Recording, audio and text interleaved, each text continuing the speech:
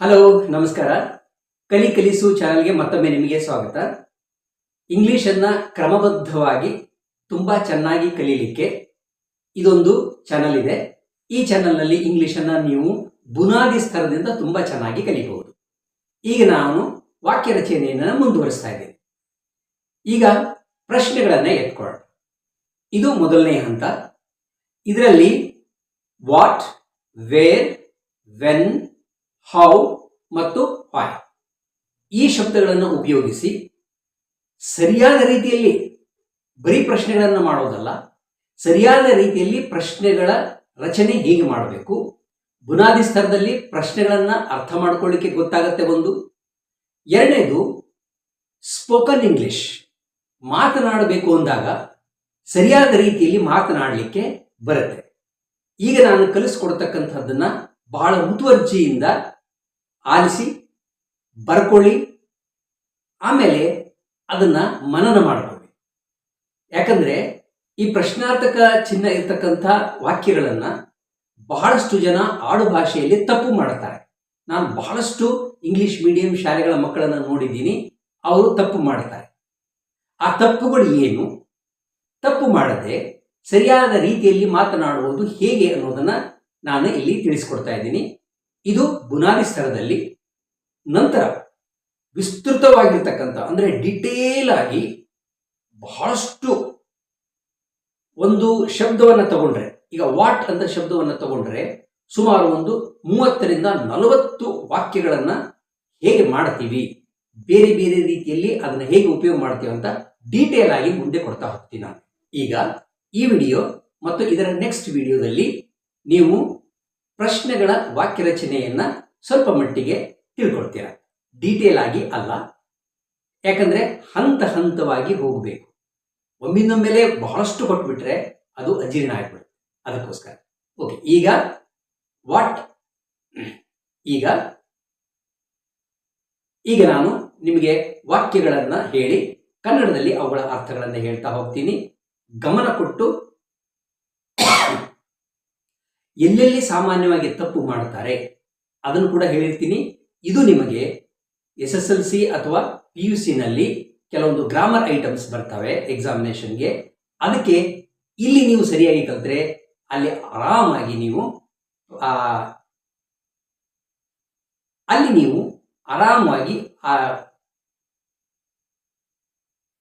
ಆ ಪ್ರಶ್ನೆಗಳಿಗೆ ಉತ್ತರಗಳನ್ನು ಬಹಳ ಸುಲಭವಾಗಿ ನೀವು ಬರೀತೀರ. ಓಕೆ, ಬನ್ನಿ. ಓಕೆ, ಈಗ ವಾಕ್ಯ ರಚನೆಗಳನ್ನು ನೋಡೋಣ. ವಾಟ್ ಅಂದರೆ ಏನು.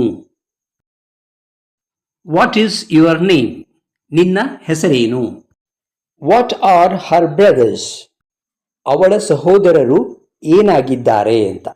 ಅಂದರೆ ಯಾವ ವೃತ್ತಿಯನ್ನು ಮಾಡಿಕೊಂಡಿದ್ದಾರೆ, ರೈತರೇ, ವ್ಯಾಪಾರಸ್ಥರೇ, ಕಲಾವಿದರೇ ಅಂತ ಕೇಳಿದ ಹಾಗೆ. ಮೊದಲನೇ ವಾಕ್ಯದಲ್ಲಿ ಈಸ್ ಬಂದಿದೆ, ಎರಡನೇ ವಾಕ್ಯದಲ್ಲಿ ವಾಟ್ ಆದ ನಂತರ ಆರ್ ಬಂದಿದೆ. ಈ ಆರ್ ಯಾಕೆ ಬಂತು ಅಂದರೆ ಮುಂದೆ ಬ್ರದರ್ಸ್ ಅಂತ ಇದೆ. ಬ್ರದರ್ಸ್ ಅನ್ನುವುದು ಬಹುವಚನ, ಅದಕ್ಕೋಸ್ಕರ ಇಲ್ಲಿ ಆರ್ ಬಂದಿದೆ. ಮೂರನೆಯದು ವಾಟ್ ಡು ಯು ವಾಂಟ್, ನಿನಗೆ ಏನು ಬೇಕು. ಈ ಚಿಕ್ಕ ವಾಕ್ಯದಲ್ಲಿ ಎಷ್ಟೋ ಜನ ಇಂಗ್ಲಿಷ್ ಮೀಡಿಯಂ ಸ್ಟೂಡೆಂಟ್ಸ್ ಕೂಡ ಒಂದು ತಪ್ಪನ್ನ ಮಾಡ್ತಾರೆ. ವಾಟ್ ಡು ಯು ವಾಂಟ್ ಅಂತ ಅನ್ನಲ್ಲ, ವಾಟ್ ಯು ವಾಂಟ್ ಅಂತ ಕೇಳ್ತಾರೆ, ಡೂನ ಬಿಟ್ಟು ಬಿಡ್ತಾರೆ. ಅದು ತಪ್ಪು. ನಾಲ್ಕನೆಯದು ವಾಟ್ ಡಸ್ ಹಿ ನೋ, ಅವನಿಗೆ ಏನು ಗೊತ್ತಿದೆ. ಇಲ್ಲಿ ನೋಡಿ, ಮೂರನೇ ವಾಕ್ಯದಲ್ಲಿ ಡೂ ಅಂತ ಬಳಸಿದೆ, ನಾಲ್ಕನೇ ವಾಕ್ಯದಲ್ಲಿ ಡಸ್ ಅಂತ ಬಳಸಿದೆ. ಈ ಡಸ್ ಯಾಕೆ ಬಂತು ಅಂದರೆ ಮುಂದೆ ಹಿ ಇರೋದ್ರಿಂದ. ಮೂರನೇ ವಾಕ್ಯದಲ್ಲಿ ಡೂ ಯಾಕೆ ಬಂತಂದ್ರೆ ಅದರ ಮುಂದೆ ಯು ಇದೆ, ಅದಕ್ಕೆ. ಐದನೆಯದು ವಾಟ್ ಡು ದೇ ಸೇ, ಅವರು ಏನನ್ನು ಹೇಳುತ್ತಾರೆ. ಈ ವಾಕ್ಯದಲ್ಲಿ ದೇ ಇದ್ದಿದ್ದಕ್ಕೆ ಹಿಂದೆ ಡೂ ಬಂತು. ಆರನೆಯದು ವಾಟ್ ಡಿಡ್ ಹಿ ಸೇ, ಅವನು ಏನನ್ನ ಹೇಳಿದ.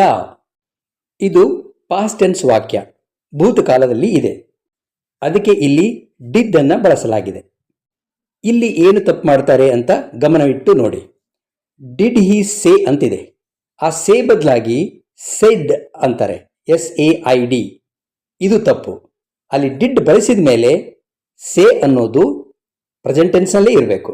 7ನೇದು ವಾಟ್ ವಿಲ್ ಯು ಡೂ, ನೀನು ಏನು ಮಾಡುವೆ ಅಂದರೆ ಮುಂದೆ ಏನು ಮಾಡ್ತೀಯಾ ಅಂತ.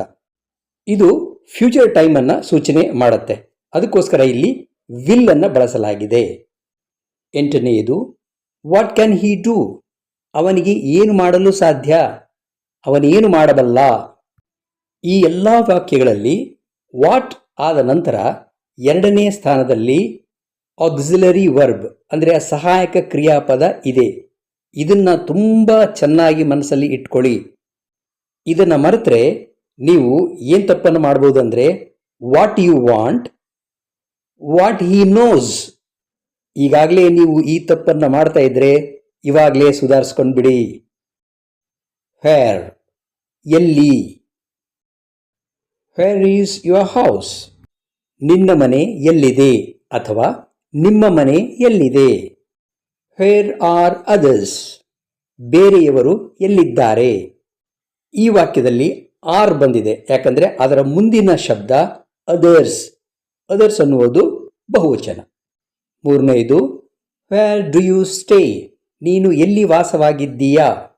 ಅಗೇನ್ ಇಲ್ಲಿ ಮಾಡುವ ತಪ್ಪು, ಈ ಡೂ ಅನ್ನು ಬಿಟ್ಟು ಬರೀ ವೇರ್ ಯು ಸ್ಟೇ ಅಂತ ಕೇಳ್ತಾರೆ. ಇದು ತಪ್ಪು. ವೇರ್ ವರ್ ಯು ಎಸ್ಟರ್ಡೇ, ನೀನು ನಿನ್ನೆ ಎಲ್ಲಿ ಇದ್ದೆ. Where did you go last Sunday, ಕಳೆದ ಭಾನುವಾರ ನೀನು ಎಲ್ಲಿ ಹೋದೆ. ನೋಡಿ, ಇಲ್ಲಿ ಸಾಮಾನ್ಯವಾಗಿ ಮಾಡುವ ತಪ್ಪಂದರೆ ಈ ಪ್ರಶ್ನೆ ಭೂತಕಾಲದ್ದಾಗಿರೋದ್ರಿಂದ ಇಲ್ಲಿ ಗೋ ಉಪಯೋಗ ಆಗಲ್ಲ, ವೆಂಟ್ ಉಪಯೋಗ ಆಗುತ್ತೆ ಅಂತ ತಿಳ್ಕೊಂಡಿದ್ದಾರೆ. ಅದು ತಪ್ಪು. ಯಾಕಂದರೆ ಇಲ್ಲಿ ಹಿಂದ್ಗಡೆ ಡಿಡ್ ಉಪಯೋಗ ಮಾಡಿದ್ದೀವಲ್ಲ, ಅಲ್ಲಿಯೇ ಆಲ್ರೆಡಿ ಇದು ಪಾಸ್ಟ್ ಟೆನ್ಸ್ ಆಗಿಬಿಡ್ತು. ಡಿಡ್ ಗೋ ಅಂದ್ರೇನೆ ವೆಂಟ್ ಅಂತ ಅರ್ಥ. 6ನೇದು where was she last night, ಕಳೆದ ರಾತ್ರಿ ಅವಳು ಎಲ್ಲಿ ಇದ್ದಳು. Where will you be on Sunday, ಭಾನುವಾರದಂದು ನೀನು ಎಲ್ಲಿ ಇರುವೆ. ಇದು ಭವಿಷ್ಯತ್ ಕಾಲದ ವಾಕ್ಯ ಆಗಿರೋದ್ರಿಂದ ಇಲ್ಲಿ ವಿಲ್ ಅನ್ನು ಬಳಕೆ ಮಾಡಿದ್ದೀವಿ. Where can he B now, ಈಗ ಅವನು ಎಲ್ಲಿ ಇರಬಹುದು ಅಥವಾ ಎಲ್ಲಿ ಇರಲಿಕ್ಕೆ ಸಾಧ್ಯ ಇದೆ. ವೆನ್ ಅಂದರೆ ಯಾವಾಗ. ವೆನ್ ಈಸ್ ಯುವರ್ ಬರ್ತ್ಡೇ, ನಿನ್ನ ಜನ್ಮದಿನ ಯಾವಾಗ ಇದೆ. ವೆನ್ ಆರ್ ಯು ಕಮಿಂಗ್, ನೀನು ಯಾವಾಗ ಬರ್ತಾ ಇದೀಯಾ. ವೆನ್ ವಿಲ್ ಯು ಕಮ್, ನೀನು ಯಾವಾಗ ಬರುವೆ. ಈ 2ನೇ ವಾಕ್ಯ 3ನೇ ವಾಕ್ಯ ಎರಡನ್ನೂ ಈ ಸಂದರ್ಭದಲ್ಲಿ ಕೇಳಬಹುದು. ವೆನ್ ವಾಸ್ ಹಿ ಅಡ್ಮಿಟೆಡ್, ಅವನನ್ನು ಯಾವಾಗ ದಾಖಲಿಸಲಾಯಿತು ಅಥವಾ ಅವನಿಗೆ ಯಾವಾಗ ಪ್ರವೇಶವನ್ನು ನೀಡಲಾಯಿತು. ನೋಡಿ, ಇದು ಪ್ಯಾಸಿವ್ ವಾಯ್ಸ್ ಸೆಂಟೆನ್ಸ್. 5ನೇದು ವೆನ್ ಡಿಡ್ ಯು ಗೋ, ನೀನು ಯಾವಾಗ ಹೋದೆ.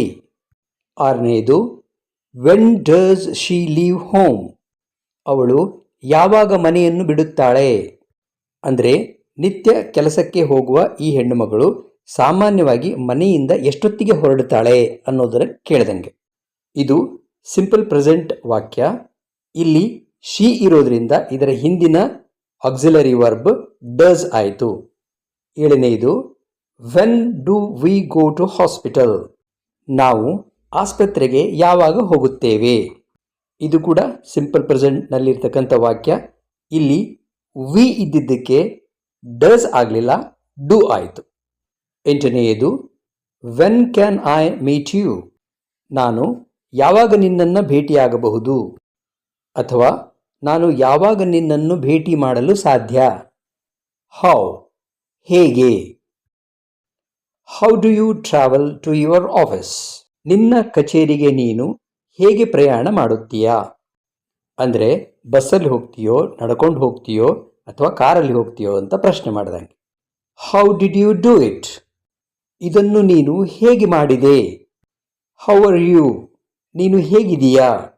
4ನೇದು ಹೌ ವಾಸ್ ದ ಟ್ರಿಪ್, ಹೊರಸಂಚಾರ ಹೇಗಿತ್ತು. How many students are present, ಎಷ್ಟು ಜನ ವಿದ್ಯಾರ್ಥಿಗಳು ಹಾಜರಿದ್ದಾರೆ. ಇಲ್ಲಿ ಹೌ ಮತ್ತು ಮೆನಿ ಇವು ಬೇರೆ ಬೇರೆ ಅಲ್ಲ, ಇವೆರಡೂ ಸೇರಿ ಒಂದು ಶಬ್ದ ಆಗಿದೆ. ಇದರ ಅರ್ಥ ಎಷ್ಟು ಅಂತ. ಒಂದು ಮುಖ್ಯವಾದ ವಿಚಾರ ಗಮನಿಸಿ, ಹೌ ಮೆನಿ ಅನ್ನುವುದನ್ನು ಎಣಿಕೆ ಮಾಡಲಿಕ್ಕೆ ಸಾಧ್ಯ ಇರುವುದರ ಬಗ್ಗೆ ಮಾತನಾಡುವಾಗ ನಾವು ಹೌ ಮೆನಿ ಉಪಯೋಗ ಮಾಡಬೇಕು. ಯಾಕಂದರೆ ಸ್ಟೂಡೆಂಟ್ಸ್ ಇಲ್ಲಿ ಎಣಿಕೆ ಮಾಡಲು ಸಾಧ್ಯ ಇದೆ. How long will you be here? ನೀನು ಇಲ್ಲಿ ಇನ್ನೂ ಎಷ್ಟೊತ್ತು ಇರುವೆ? ಇಲ್ಲಿ ಕೂಡ ಹೌ ಲಾಂಗ್ ಅನ್ನುವುದು ಒಂದೇ ಶಬ್ದ. ಇದರ ಅರ್ಥ ಎಷ್ಟೊತ್ತು, ಎಷ್ಟು ಸಮಯ. ಲಾಂಗ್ ಅಂದರೆ ಇಲ್ಲಿ ಉದ್ದ ಅಂತ ಅರ್ಥ ಮಾಡ್ಕೋಬಾರ್ದು. ಅದಕ್ಕೆ ಹೌ ಲಾಂಗ್ ಅಂತ ಅನ್ನೋದನ್ನ ಒಂದೇ ಶಬ್ದ ಮಾಡಿದ್ದೀವಿ. 7ನೇಯದು how much is the debt? ಸಾಲ ಎಷ್ಟಿದೆ? ಹೌ ಮಚ್ ಅಂದರೆ ಅರ್ಥ ಎಷ್ಟು ಅಂತ. ಆದರೆ ಇದನ್ನು ಯಾವಾಗ ಬಳಸ್ತೀವಿ ಅಂದರೆ ಎಣಿಕೆ ಮಾಡಲಿಕ್ಕೆ ಬರದೇ ಇರತಕ್ಕಂಥದ್ದರ ಬಗ್ಗೆ ಮಾತನಾಡುವಾಗ ಹೌ ಮಚ್ ಅನ್ನು ಉಪಯೋಗ ಮಾಡ್ತೀವಿ. ಕೊನೆಯದು how far is Hosapete from here? Hosapete ಇಲ್ಲಿಂದ ಎಷ್ಟು ದೂರ ಇದೆ? ಇಲ್ಲಿರುವುದು FOR ಫಾರ್ ಅಲ್ಲ, FAR ಫಾರ್. ವಾಯ್ ಏಕೆ? Why are you angry? ನೀನು ಏಕೆ ಸಿಟ್ಟಾಗಿದ್ದೀಯಾ? Why do you come late? ನೀನು ಏಕೆ ತಡವಾಗಿ ಬರುತ್ತೀಯಾ? ಈ ವಾಕ್ಯದಲ್ಲಿ ಕೂಡ ಬಹಳಷ್ಟು ಜನ ಡೂ ಅನ್ನು ಬಿಟ್ಟು ವಾಯ್ ಯು ಕಮ್ ಲೇಟ್ ಅಂತ ಕೇಳ್ತಾರೆ. ಇದು ತಪ್ಪು. ಕಾಂಪಿಟೇಟಿವ್ ಎಕ್ಸಾಮಿನೇಷನ್ನಲ್ಲಿ ಇಂಥವನ್ನೇ ಕೇಳ್ತಾರೆ. ಅದಕ್ಕೆ ಮೊದಲು ಕಲಿಯುವಾಗನೇ ಸರಿಯಾಗಿ ಕಲಿತುಬಿಟ್ರೆ ಆಮೇಲೆ ಸಮಸ್ಯೆನೇ ಇರಲ್ಲ. 3ನೇದು ವಾಯ್ ವಾಸ್ ಶಿ ಆಬ್ಸೆಂಟ್? ಅವಳು ಏಕೆ ಗೈರು ಹಾಜರಾಗಿದ್ದಳು?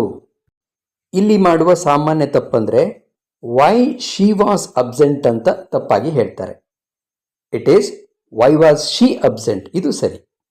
4ನೇದು ವೈ ವರ್ ಯು ಆಬ್ಸೆಂಟ್? ನೀನು ಏತಕ್ಕೆ ಗೈರು ಹಾಜರಾದೆ? Why did she go early? ಅವಳೇಕೆ ಬೇಗನೆ ಹೊರಟು ಹೋದಳು? 6ನೇದು why can't you keep quiet? ನಿನಗೇಕೆ ಸುಮ್ಮನೆ ಇರಲಿಕ್ಕೆ ಆಗಲ್ಲ? Last one why will they send me? ಅವರು ಏಕೆ ನನ್ನನ್ನು ಕಳಿಸುವರು? ಅಥವಾ ಅವರು ನನ್ನನ್ನೇಕೆ ಕಳಿಸುವರು? ಇಲ್ಲಿ ಕೊಟ್ಟ ಎಲ್ಲ ವಾಕ್ಯಗಳನ್ನು ತುಂಬ ಚೆನ್ನಾಗಿ ಕಲಿತ ಮೇಲೇ ಮುಂದಿನ ವಿಡಿಯೋಕ್ಕೆ ಹೋಗಿ. ನಾನು ಹೇಳ್ಕೊಡ್ತಿರೋದು ಚೆನ್ನಾಗಿದ್ದರೆ ಈ ವಿಡಿಯೋಕ್ಕೆ ಒಂದು ಲೈಕ್ ಮಾಡಿ. ಚಾನಲ್ ಸಬ್ಸ್ಕ್ರೈಬ್ ಮಾಡ್ಕೊಳ್ಳಿಲ್ಲ ಅಂತಂದರೆ ಈಗಲೇ ಸಬ್ಸ್ಕ್ರೈಬ್ ಮಾಡ್ಕೊಂಡ್ಬಿಡಿ. ಇಲ್ಲಿ ಒತ್ತಿ.